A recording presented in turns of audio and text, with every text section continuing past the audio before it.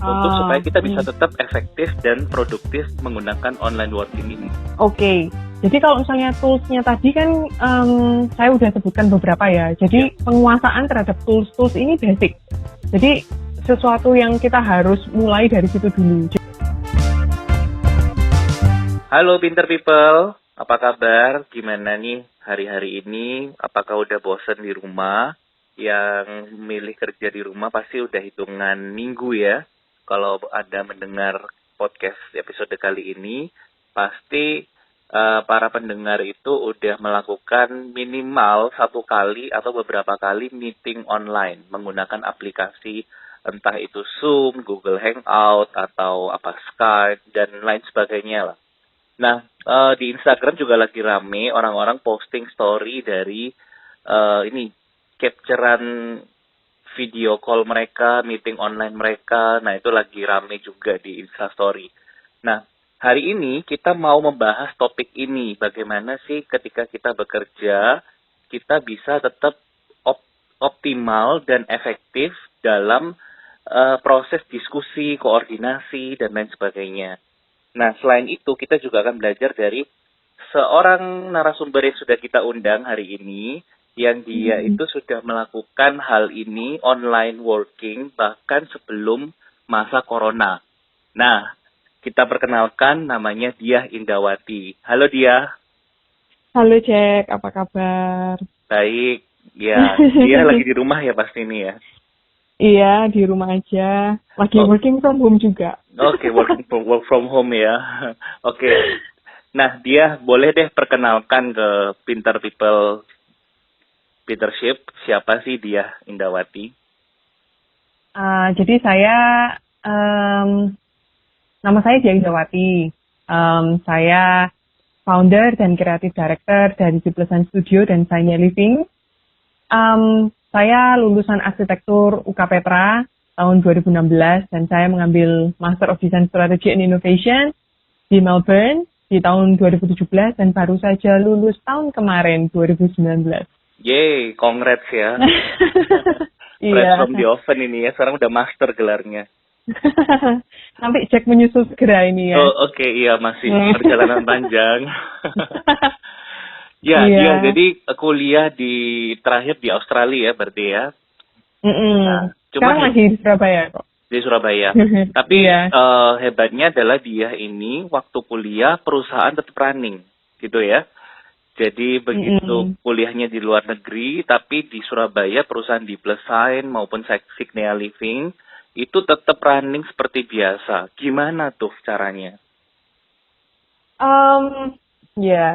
Jadi kalau misalnya ngomong tentang online working, awal-awalnya sih saya terus terang nggak menyangka kalau misalnya bakal se-prevalent seperti sekarang ya, yang kayak semuanya harus working online from home dengan corona ini.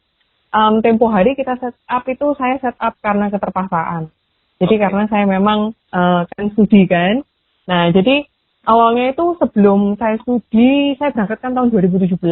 Nah, itu 2 tahun sebelumnya, itu saya mulai set up untuk di kantor itu ada SOP-nya, ada KPI-nya yang jelas. Jadi, akhirnya sebelum berangkat itu udah lumayan ada kayak standarisasi di dalam perusahaan lah. Workflow-nya juga enak. Terus kemudian mulai di-set up legalitas yang lebih benar untuk perusahaan. Nah, jadi itu yang jadi foundation menurut saya. Okay. Nah, terus kemudian selama saya online itu, selama saya working online dari Australia, itu kita awalnya kerjanya ya dari email, WA, Trello, seperti itu. Dan tentunya awal-awal itu masih ada masa transisi ya. Dan itu ada banyak kayak miscommunication, mungkin ada miscoordination. Tapi dari situ kita improve terus. Nah, kemudian dari yang cuma email, WA, sama Trello itu, kita mulai transisi data-data masuk di Drive semua. Terus kemudian share akses ke tim, serta ada integrasi datanya dengan Trello. Nah, jadi kalau yang saya gunakan apps-nya untuk mendukung integrasi data serta koordinasi tim itu Trello. Jadi kalau misalnya kita butuh kayak feedback yang cepat, kita biasanya by WA. Jadi kita set up WA group yang dari tiap-tiap divisi itu ada beda-beda. Terus kemudian integrasi data totalnya itu semua di Trello, sama kita memanfaatkan Google Drive. Jadi kita koneksikan Google Drive kita dengan Trello. Nah, kita juga lagi upgrade Trello-nya kita. Jadi ada sistemasi yang baru untuk Trello. Nanti mungkin saya akan share suatu saat nanti ke depannya ketika ini sudah settle. Dan kita juga lagi upgrade untuk nambah power ups juga untuk project management-nya gitu. Nah, jadi kita benar-benar kepingin integrasikan semua data Google Drive yang terkonek dengan Trello, dan kemudian juga ada sistemasi kerja serta Trello board yang benar, dan juga di power up dengan project management tool yang benar juga. Jadi nanti semua akan terintegrasi di sana. Tujuannya seperti itu sih. Keren banget.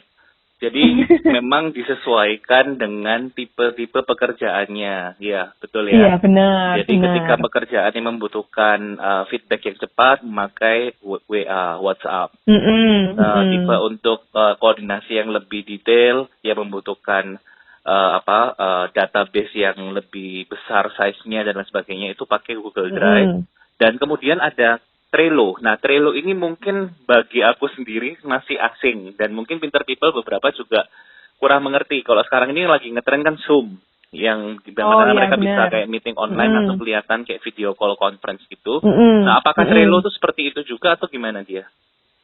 Nah, Trello ini sebenarnya semacam kayak untuk untuk apps untuk mengintegrasikan data-data, dan kemudian kita bisa susun datanya, kita bisa bikin things to do di sana, kemudian kita bisa delegasikan tugas di sana, dan kemudian kita bisa connect dengan Google Drive untuk data-data yang, kalau misalnya saya kan design company ya, jadi ada data-data project yang bisa dikonekkan dengan board-boardnya yang di Trello itu. Jadi Trello itu di-arrange di dalam board-board, jadi saya create setiap board untuk setiap project, dan di dalamnya itu ada card-card lagi gitu ya, list-list lagi. Jadi nanti bisa diorganisasi datanya dan didelegasikan tugasnya ke orang-orang tertentu. Kita juga bisa create checklist. Nah, enaknya dari Trello itu dia juga ada power ups untuk mendukung project management-nya. Tapi saya ini sebenarnya nggak di-endorse sama Trello ya. Jadi selain Trello pun juga ada banyak tools yang lain, kayak misalnya Monday.com atau Asana, dan itu ada plus minusnya masing-masing. Tapi saat ini saya yang gunakan adalah Trello. Tapi kalau misalnya teman-teman mau cek research lebih lanjut, kira-kira saya cocok yang mana, ada beberapa alternatif yang orang sering pakai itu Monday.com, kemudian ada Asana, itu jadi bisa membantu mungkin. Oke, jadi itu platformnya lewat website atau lewat Android atau iOS gitu, yang kita bisa install aplikasinya di mobile phone atau smartphone kita? Nah, Trello itu bisa di-download di desktop atau laptop, dan juga bisa di-download di mobile phone kita. Cuman ada beberapa, free. Nice. Free untuk fitur-fitur tertentu ya, seperti biasanya app lah. Jadi kalau misalnya ada mau fitur tambahan, jadi nanti kita mesti upgrade atau subscribe gitu kan. Ya, tapi kalau fitur yang free itu udah cukup lah ya untuk misalnya kayak benar, itu sudah cukup. Oke. Iya, benar. Kalau misalnya membutuhkan kayak untuk timnya yang nggak terlalu besar, terus kemudian nggak butuh terlalu ribet manajemennya, bisa download Trello yang free aja. Oke. Masih bisa video call conference juga di Trello? Kalau Trello ini nggak bisa. Jadi kita biasanya tandem. Kalau misalnya WA itu kan kita juga bisa WA call, WA video call. Nah, tapi kalau misalnya video conferencing, memang kalau di kantor kita lebih prefer pakai Zoom. Karena kan kita design company. Ya, jadi Zoom meeting yang sekarang banyak dipakai itu. Tapi selama proses saya menggunakan Zoom ini, enaknya lagi Zoom itu fiturnya bisa dibuat whiteboard juga, bisa screen sharing. Jadi kita bisa gambar-gambar di sana. Nah, itu sangat penting untuk design company yang membutuhkan penjelasan konsep itu lewat gambar. Kan itu lebih mudah untuk menjelaskan ya, daripada kalau cuma kata-kata aja. Kadang-kadang miskom nanti. Jadi kita biasanya untuk yang lebih detail, kita ngobrol lewat Zoom dan kita gambarin. Jadi klien pun sudah mulai ditransisikan ke sana. Jadi ada beberapa klien yang udah bisa video call meeting dengan Zoom itu. Nice. Dan Zoom itu Ya, konektivitasnya juga cukup ini ya, cukup stabil juga gitu. Jadi benar, dibandingkan dengan benar. yang lain. Mm-mm. Nah, Untuk yang Zoom free itu bisa sampai 40 menit, lumayan lah. Jadi ya kalau 40 menit. misalnya, Bisa iya di-extend lagi lumayan, kok. lumayan. Bisa di-extend atau Bisa. misalnya kalau Heeh. keluar bisa masuk lagi gitu. Kalau tetap Iya, mau yang benar, gratisan benar. gitu ya.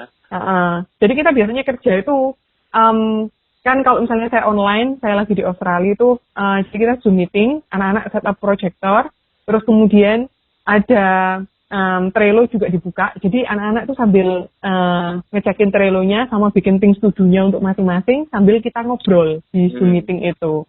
Jadi kita biasanya tandem seperti itu. Iya. Iya, jadi mungkin mau cerita dikit, di kantorku juga, di JJK ini kan sudah work from home selama 1 minggu. Nah, memang Mm-mm. kemarin mereka ditanyain di grup, gimana sih plus minusnya kalian work from home. Jadi mereka jawab satu-satu.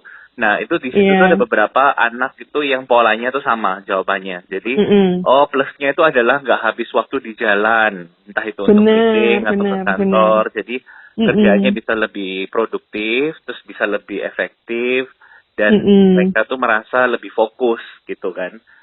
Nah, Benar, benar. ternyata memang aku juga ingat waktu kita lunch beberapa waktu yang lalu juga, mungkin 2-3 minggu lah Mm-mm. ya yang lalu, dia Iya, sempat share tentang ini, tapi jujur waktu dia share itu aku masih merasa aduh pesimis banget, soalnya ya oke kita bisa, tapi yang diajak meeting mungkin belum biasa atau belum bisa. iya. Nah, sekarang ini banyak yang sudah menggunakan. Jadi mungkin setelah Mm-mm. badai ini berlalu pun, sebuah behavior yang baru ini bakal tercipta, bahwa ternyata ada meeting-meeting yang lebih produktif dan efektif kalau kita lakukan via online gitu ya. Bener banget. Jadi sebenarnya ini kan masalah kebiasaan aja dan berubah itu kan selalu susah. Tapi Ya, kalau ada keterpaksaan seperti ini, mau nggak mau kan orang harus berubah. Nah, iya, jadi ya benar katanya Jack, nanti akan tercipta sebuah behavior, pola behavior dan culture yang baru di masyarakat kita setelah corona ini mereda. Dan kita akan lebih terbuka mungkin dan lebih fleksibel dengan working from home ini.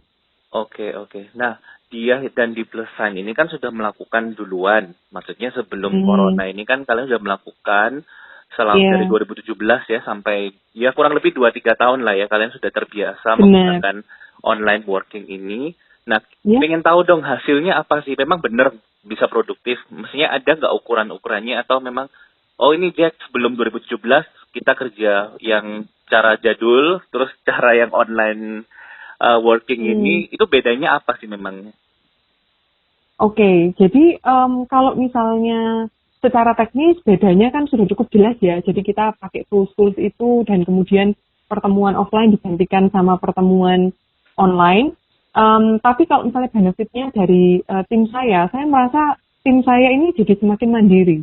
Oke. Jadi kalau misalnya sebelumnya kan kita terbiasa tuh kalau misalnya ketemu offline kepengennya ya kalau misalnya semua ngobrol ya langsung dikasih keputusan waktu ketemuan offline. Mm. Nah, tapi kalau misalnya kita semua online ini, otomatis kan orang harus kayak dipaksa untuk mikir dulu, terus bikin solusi dulu. Jadi mereka lebih independen pada akhirnya. Jadi mereka pun dituntut untuk grow up. Nah, Mm. kalau misalnya dari sisi saya sebagai leader, saya pun jadi punya mental space untuk bisa berpikir lebih strategis. Kan kalau misalnya kita offline ini kan kayak kita grinding terus ya, Jack ya. Iya, Jadi kayak kita ini kayak problem solving terus kayak semuanya harus di kita, ya kan? iya, itu Nah, aku banget. iya, Iya. jadi Bisa ya ternyata pelan-pelan kayak gitu ya. bisa. Oh, Jadi itu malah empowering tim loh. I Jadi kasih see. kesempatan buat tim untuk bisa mereka pikir, kan sudah ada tuh standarnya yang jelas, goalnya yang diharapkan apa, targetnya juga udah jelas. Nah kalau itu sudah jelas, tinggal mereka yang mikir sendiri untuk jadi kreatif dan problem solve masalah-masalah yang mereka hadapi sendiri gitu. Nice. Jadi itu oke sih. Dan kalau misalnya dari saya sendiri sih, ya itu salah satu benefitnya ya kita nggak habis waktu di jalan. Iya, Mungkin dari tim juga punya lebih banyak quality time dengan keluarga. Jadi kita dapat work-life balance juga. betul. Iya sih, memang salah satu kendala kita kerja di kota besar, salah satunya Surabaya ini memang ya macet, ya kan. Mm-mm, Terus mm-mm. lihat perilaku berkendara yang kadang-kadang bikin kita tuh emosi gitu kan. Jadi waktu datang ke meeting itu hatinya tuh memang jadi nano-nano gitu ya. Maksudnya aduh habis diserempet orang atau habis kena tilang mungkin, kena macet dan lain Iya, sebagainya. iya, Apalagi iya. kalau kita udah telat gitu kan kita nggak enak sungkan sama yang janjian gara-gara kita habis di jalan telat terus harus Mm-mm. terburu-buru. Nah, lalu ada juga kekurangannya itu memang yang aku cermati itu ketika kita memutuskan sesuatu memang benar kadang ada notulen ya. Kita bikin Iya, benar. notulen apa, tapi ternyata juga kadang notulen tidak terbaca atau kadang-kadang Mm-mm. notulennya tidak akurat. Tapi kalau di online ini bisa langsung dieksekusi bahkan setelah meeting Iya, langsung benar. dieksekusi bahkan bisa live eksekusinya, ya kan? Oke, Iya, oke. bisa. Mm-mm. Nah, Ada satu lagi loh, oke apa? fiturnya yang dari Zoom ini, Zoom itu kan bisa direkord. Jadi Ya. kan nggak usah pusing Oh nulis iya iya. kayak notulen meeting. Jadi kan Iya bisa iya. fokus full untuk meetingnya, terus kemudian nanti direkord aja semua meetingnya. Kalau misalnya ada, misalnya tim yang nggak bisa join karena ada apa gitu, tinggal Betul. send aja recordnya. Mereka tinggal kayak spend waktu untuk ngikutin Iya, itu save-nya meetingnya jadi file itu. video MP4 gitu ya, Jadi nanti rekamannya. di convert gitu. Nice, oke oke. Nanti aku mau praktekin yang rekam itu supaya gak usah nulis-nulis notulen lagi kan. Jadi kalau perlu diupload di Iya, YouTube, oke. Jadi langsung iya dilihat di YouTube, benar, kayak nonton YouTube. Ya, benar, tapi benar. memang dari segala sesuatunya yang positif tuh pastilah ada yang negatifnya atau ada yang mungkin Mm-mm. kurang. Nah, kira-kira dari pengalamannya dia apa sih yang kurang dari online working ini? Em, Menurut saya lebih ke arah resiko ya. Pertama kalau misalnya untuk online working ini ya, kita ini kan kurang ketemu sama orang. Jadi ada resiko itu bahwa kita ini akan kurang engage dengan timnya kita. Jadi bentuk culture secara online itu kan butuh effort tersendiri ya. Jadi kan kalau misalnya di dalam teamwork itu kan ada yang namanya chemistry ya. Iya, Jadi ada kita klik gak sama orang atau apa. Nah kalau misalnya online itu tricky loh. Jadi kita butuh spend waktu, um, kita paling nggak seminggu sekali itu harus ada meeting internal tatap muka. Jadi video call gitu. Nggak iya, boleh dibiarin kayak cuman by Trello, by WA, atau telepon-teleponan aja. iya, Investasikan waktu untuk video call dan benar-benar tatap muka. Gitu, itu penting sih. Jadi kayak bisa bisa bangun kayak chemistry, tetap mempertahankan chemistry itu tetap ada. Dan yang iya. kedua bagi saya, yang saya alami sendiri ketika saya working from home di Australia, karena saya kan nggak ketemu siapa-siapa tuh. Mm-mm. Nah mungkin yang ada keluarga atau anak atau temen gitu ya, itu mungkin akan sedikit nggak terlalu kerasa. Tapi bagi saya yang kerja sendirian di apartemen gitu dulu, itu depressing sekali loh. Jadi kayak bener-bener kayak nggak ada koneksi sama manusia secara real. Jadi kadang-kadang saya perlu kayak pergi ke kafe atau apa hanya untuk merasakan ada di surrounding itu ada orang. Jadi ada kayak energinya, ada vibe-nya gitu. Iya, Nah, paling nggak seminggu sekali itu saya mesti keluar kerja di taman kayak atau kerja di public library apa di kafe gitu. Jadi saya bisa feel kayak saya itu masih engage dengan dunia gitu loh. iya, iya. Karena itu penting banget sih kalau dari saya sih. Iya, normal sih. Itu very human banget. Jadi memang, Mm-mm, ya kayak mm-mm. sekarang ini pun sudah hitungan 1 minggu ini pun kudu keluar aja. Pengen keluar dari rumah, pengen jalan hanya untuk nyetir keliling komplek gitu kan. Soalnya memang bosen dan istilahnya ya kayak gitulah dulu kayak zaman sekolah, kalau waktu sekolah banyak ulangan pengen libur, waktu libur 1 bulan pengen masuk sekolah ketemu teman-teman dan lain sebagainya. Ya very human Iya sih. benar. Cuman ini kalau misalnya dalam case-nya dia ini lagi di luar negeri, tapi kalau misalnya Hmm. memang dalam satu kota, walaupun sudah terbiasa menggunakan online working, kita tetap Mm-mm. perlu ya 1 bulan 1 kali minimal untuk bertemu secara langsung. Oh Jadi iya bisa benar. seimbang. Kalau benar. At least keeping your mental health itu in check juga. Jadi Iya, karena kita sebagai manusia butuh loh, maksudnya interaksi dengan orang lain. Jadi yes. di masa-masa seperti ini bikin kayak kamu punya kayak close relationship terutama dengan inner circle kamu di kantor ya. Jadi misalnya kamu deket sama siapa, misalnya mungkin Jack sama Selo gitu kan. Jadi selalu ada yang in check gitu. Ada yang kayak ngecekin kamu gimana, how are you, terus gimana your mental health, kayak gitu-gitu. Ya, how are you doing? Terus kan kita udah terekspos sebegitu banyak dengan berita-berita tentang wabah dan pandemik ini, sehingga kita itu timbul rasa anxiety-nya itu malah berlebihan gitu. Saat ini kan. Jadi itu butuh teman untuk sharing. Itu butuh sekali. Iya, benar sekali. Jadi thank you untuk reminding-nya. Ternyata nggak cuma ngomong melulu teknis aja, tapi juga secara emosional, secara psikologi juga perlu diperhatikan ya. Penting loh, penting. Betul. Karena kamu mention Selo, aku juga udah lama nggak ngobrol non kerjaan sama Selo. Jadi halo Selo, kapan nih kita ngobrol bareng, ngafe bareng, ngobrol yang non kerjaan ya. Soalnya sama Selo tuh tiap hari kontak, tapi bahasnya kerjaan terus gitu. Ya, oke, thank you. Jadi memang perlu banget untuk tetap menjaga keseimbangan, walaupun kita sudah terbiasa menggunakan online working. Bahkan nanti after corona pun ketika kita udah bisa meeting dan lain sebagainya, udah terbiasa pakai Zoom, tetap aja harus minimal 1 bulan 1 kali tetap harus tatap muka, bertemu secara langsung ya, gitu. Iya, menurut saya penting sih. Ya, itu berarti dari sisi online workingnya. Nah, sekarang tadi kan kita sudah menimbang plus dan minus. Nah, di masa-masa ini kita perlu banget, karena kita belum bisa ketemu secara langsung ya, otomatis kan kita ya 100% mengoptimalkan online working ini. Nah, gimana sih tips dan trik dari dia untuk mengoptimalkan kelebihannya atau plusnya tadi dan meminimalkan negatifnya?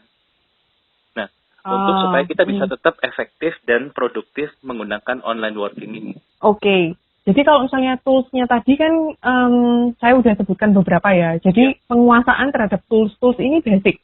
Jadi sesuatu yang kita harus mulai dari situ dulu. Jadi kalau misalnya belum tanggap terhadap tools-tools yang bisa membantu online working ini, please do your research.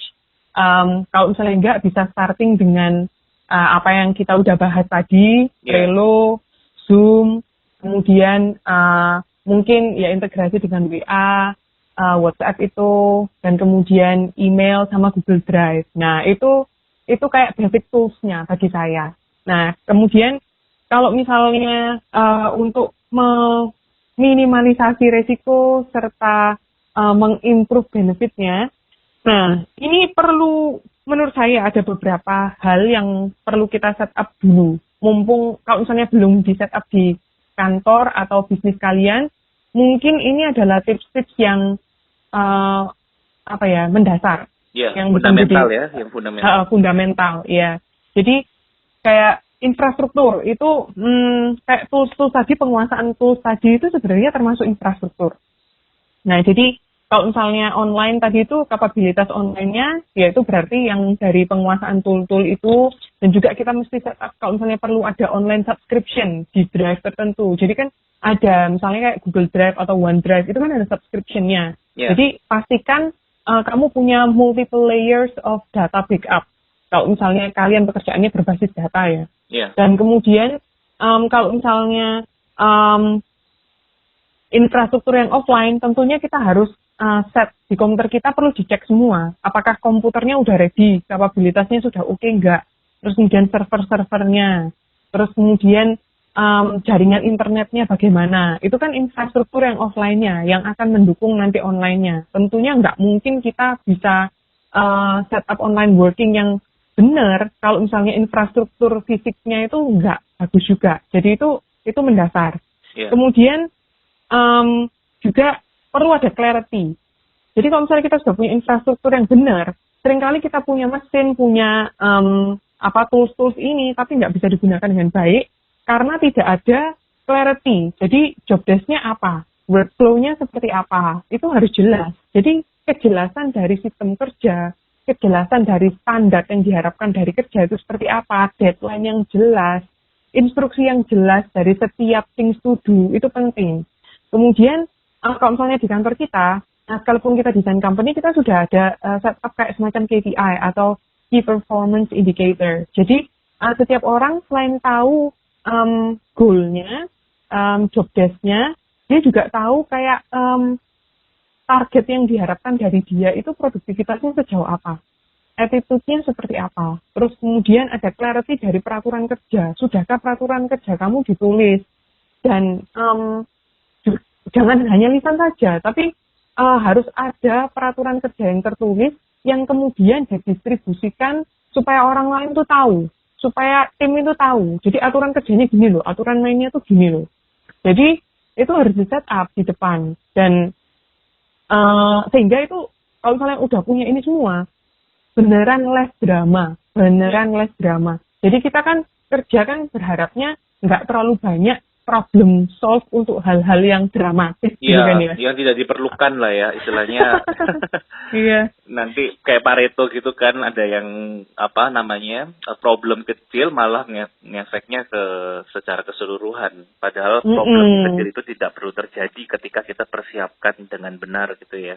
Benar. Jadi kalau misalnya sudah terstruktur jelas, nanti tinggal jalan. Kalau misalnya ada yang nggak jelas, mereka tinggal tanya dari yang udah kita set up itu. Jadi itu kan kayak kamu nggak harus kayak menjelaskan ulang dari awal terus menerus dan selalu kayak istilahnya kayak banyak leader atau bos-bos itu ya.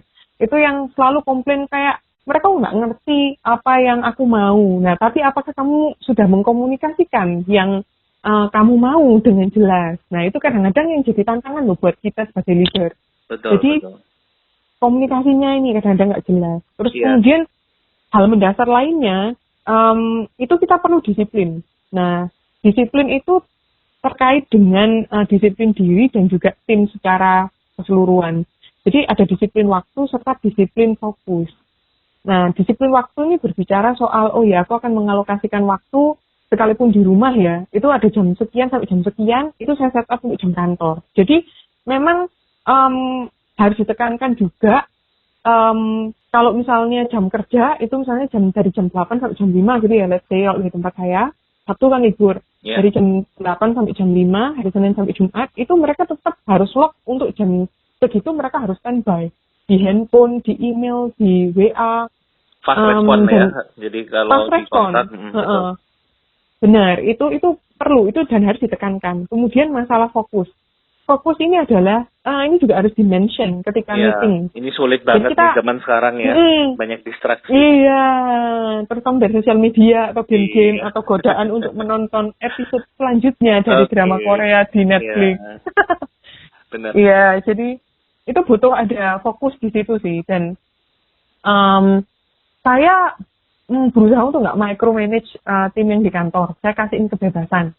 Yang penting adalah targetnya mereka tercapai, gitu. Jadi kalau misalnya kamu mau kerja dari rumah, boleh, selama kamu bisa mendisiplin diri dan targetmu tercapai. Nah, kalau misalnya memang nggak terlalu bisa mendisiplin diri, lebih suka spread out kerjaan, ya silakan. Tapi kan saat ini kan dengan kerja dari rumah, kita memang tidak memperlakukan kayak lembur gitu. Jadi pada akhirnya ya diharapkan yang penting adalah result-nya tercapai sesuai dengan standar yang kita harapkan. Itu. Jadi itu terkait dengan disiplin sih. Sama maintain untuk teamwork dan collaboration itu aja. Tadi kan kita udah ngomongin soal chemistry itu. Nah, kita terus perlu bangun chemistry. Jadi ada investasi di meeting-meeting personal. Tetap harus ada loh kayak telepon. Jadi tanyain ke teman-teman yang di dalam timnya. Apakah kayak teman-teman ini sudah menyelesaikan pekerjaan ini, tapi lebih daripada itu adalah koneksi personal. Jadi kamu gimana kabar? Orang tua kamu gimana? Keluarga kamu gimana? Oke. Jadi walaupun mediumnya online, tapi konten-konten yang dibahas juga nggak melulu harus teknis kerjaan, kita juga bisa bangun emotional relationship juga dari benar, online itu penting ya. loh, Jack. Iya, benar, emotional relationship. Jangan mentang-mentang kita semuanya kontak online ngomongnya kerjaan terus gitu kan. Soalnya kalau dengar kata Zoom, kata Trello atau kata Google Drive, itu kan pasti kan pikiran kita langsung kerja gitu kan. Padahal kita juga bisa share something emotional yang daily life yang Kita perlu tahu gimana kondisi mereka, keluarga mereka, apa yang mereka rasakan mungkin. Nah, itu bisa juga ya kita harus bahas juga. Benar. Karena kalau misalnya orangnya nggak sehat secara mental ya, maksudnya kena depresi atau anxiety ketika mereka kerja from home, mereka juga kan nggak akan bisa bekerja secara optimal. Padahal sementara di waktu-waktu seperti ini, itu teamwork dan collaboration yang prima, itu yang semakin dibutuhkan. Maksudnya kita ini harus kayak apa ya, mungkin kita social distancing, tapi kita emotionally dan mentally itu harus benar-benar bersatu.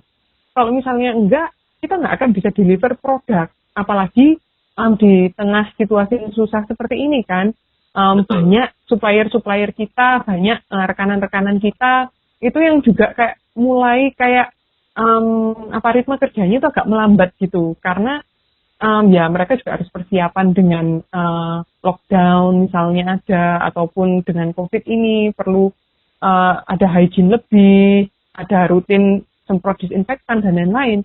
Nah, itu kan ada waktu-waktu yang terkonsumsi di sana. Jadi, kita harus benar-benar yang efektif dan produktif, sekalipun kita ini bekerjanya online. Kayak gitu. Baik. Balik lagi ke DeepLessIGn. Jadi, berapa lama sih waktu yang diperlukan sama DeepLessIGn untuk benar-benar bisa beradaptasi dari zero, maksudnya dari 1 poin start itu, sampai akhirnya timnya tuh bisa terbiasa menggunakan online working. Itu berapa lama? Kurang lebih 6 bulanan. 6 bulan ya, oke. Iya. Cukup lama ya, tapi worth it ya, karena sekarang dia nggak micromanage lagi ya, sudah banyak timnya sudah lebih 6 sampai 12 bulan itu kayaknya itu yang paling optimal, Jack. Kalau misalnya untuk ngatur transisi pola kerja ini ya, jadi supaya mereka lebih terbiasa. Tapi jangan khawatir, maksudnya bukan berarti sebelum 6 atau 12 bulan itu kerjaannya akan kacau balau, enggak. Trial error lah ya. Masih ada trial and error, betul. Benar. Gitu, jadi yang penting adalah menjaga timnya ini supaya kompak terus, dan supaya tetap satu visi, itu penting sekali sih. Jadi tetap harus ada leadership sekalipun online. Betul. Itu penting. Challenge-nya adalah gini, pertama kita ngomong internal dulu ya. Kadang tim internal kita itu atau di perusahaan-perusahaan pada umumnya itu kan nggak semua usia-usia muda yang terbiasa menggunakan gadget. Ada juga usia-usia udah senior. Di tempatnya ya itu juga kalau kemarin saya sempat sharing di sana kan juga sempat lihat tuh ada bapak-bapak ya kan, ada ibu-ibu yang sudah senior. Itu gimana tuh challenge-nya untuk membuat mereka juga bisa akhirnya terbiasa menggunakan platform digital? Jadi begini, kalau misalnya dari jadi ini kan saya kan udah di Surabaya, saya balik, dan saya ngerti kalau misalnya udah ada corona seperti ini, tentunya kita akan semakin work from home, dan itu saya tekankan terlebih dahulu. Saat ini adalah saat yang berbeda, jadi kita harus benar-benar berubah. Kalau enggak, kita akan kita nggak akan bisa survive gitu. Do or die. Oke. Jadi langsung ditodong gitu ya. Oke, kalau kamu nggak berubah, ya udah gitu kan, game over gitu. Oke. Karena orang-orang ini adalah orang yang kayak misalnya udah kerja sama saya, kayak misalnya udah lebih dari 5 tahun, kayak sekitar 7-8 tahunan gitu ya, let's say. Nah, itu kalau misalnya mereka, saya tahu mereka punya rasa memiliki terhadap kantornya kita gitu ya. Jadi kalau misalnya mereka pun juga sayang sama kantornya kita. Dan ketika mereka dihadapkan di dalam situasi itu, mereka pun sadar bahwa oh ya, kalau misalnya aku juga nggak cepat berubah, aku akan perusahaan ini nanti gimana? Nanti aku akan menghambat tim yang lain. Kan mereka pasti akan merasa itu dan bisa mikir itu sendiri. Dan itu harus ditekankan. Jadi maksudnya kalau misalnya kita bisa bangun rasa memiliki di dalam timnya kita, itu sebenarnya kuncinya. Jadi kita bisa gerakkan timnya kita saat mereka punya kepedulian dan rasa memiliki terhadap kantor. Jadi kita sama-sama berubah. Jadi memang itu sesuatu hal yang harus kayak dipupuk ya. Kalau misalnya memang belum ada sense of belonging gitu, mulai dipupuk dari sekarang. Kasih mulai bangun dengan timnya. Jadi harus ada team building sekalipun secara online.